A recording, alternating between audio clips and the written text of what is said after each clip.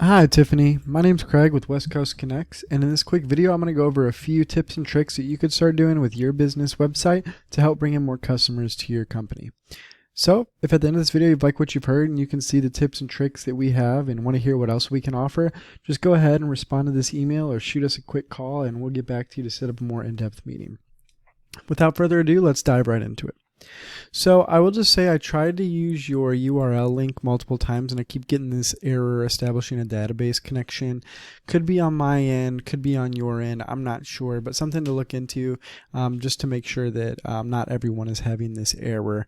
I will say I haven't had any issues opening any other websites, but again, I'm not going to say who's to blame on this, but just so you're tracking. But however, we can still kind of dive into some tips and tricks that you could use since you already do have a website established. So first things first, what I did is I just typed in roofing, Monroe, Georgia, because that's where you're primarily based out of. And we can see that your number one competitor is this SCI roofing right here, SCI. So looking at their website, it's a pretty nice website build. What they're doing good and what we'll offer one tip is that you want to have a minimum of 1,500 words on that homepage, which they clearly have just by scrolling and from doing this for a while. But just to show you for sure, we can click this information post and we can see that they have 1,524 words. This is just a tool you can get for free called SEO Quick to kind of see more about websites. So that would be the first tip. Second thing, with the 1,500 words, what else you can do is make sure you're getting good keywords. Now, the way keywords work is when you type something up here, the Google algorithm scrub the websites that they have in the Google database for those words and trying to find close matches as well. So let's look at a tool called Ahrefs. We can see I use their website URL right here, and we can see that they are being found for 894 keywords by Google, and they're in the top 3 and 10 of those keywords. Here's the specific keywords that Google is finding them for.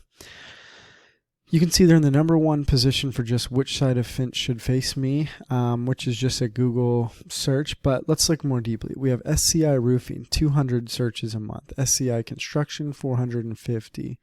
Roofing and construction, 350. Monroe roofing, 350. Monroe roofers, 350. What else do they have? Monroe roofing contractors, 200.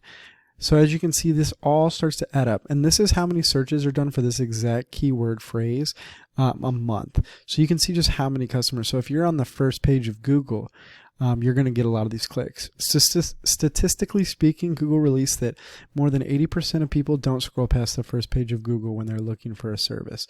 So just keep that in mind of all these numbers that you could be missing out on if you're not within those first 5 or 6 websites. Lastly, we're going to stay in Ahrefs, but what we want to look at is the offsite SEO. So again, this is your competitor, and we can see they have 830 backlinks, 178 referring domains, and they're drawing in almost 400 clicks a month just on their specific website, and that's through organic traffic. That's not someone typing in their website. That's someone typing something into Google, them popping up, and them getting clicked on through that. Now, since I have your URL, just because I can't access your website, I can still look at what your website is doing in the background through this tool. We can see you have 50 backlinks, 24 referring domains, but no one's clicking on your website and you're getting found for no keywords. So what a backlink is it's simply a link from one website to another website. And when that happens, it transfers power. And that power is what Google cares the most about when ranking in Google. So you want to make sure you not only have more backlinks, but good relevant backlinks. So you don't want to get spammy backlinks. I can see at one time this website had 4.4 thousand, and there's a good chance that those weren't great websites necessarily, because if they were, you would have a much higher DR and you would be at a more higher level there. They kind of had a similar thing. So you just want to make sure you're getting relevant websites. But you can see they have 830. Those are probably good quality websites. So that's really what's propelling them towards the top of the page and getting that traffic. So in closing, you can just kind of see that it really pays to have good SEO, because if you're getting those clicks, there's a good chance that a lot of those people are going to become customers and ultimately money in the bank, right? So in closing, we discussed 3 things. We discussed that you want to get 1,500 words on that homepage. Secondly, we talked about keywords and how you want to be found for these keywords, because ultimately that's the volume that's going to drive people to clicking on your website. Thirdly, most importantly, we discussed backlinks. and how you want to have not only more backlinks than your competitor, but higher quality backlinks. So it propels you to the first page of Google and gets you with those 80% of people to click on your website.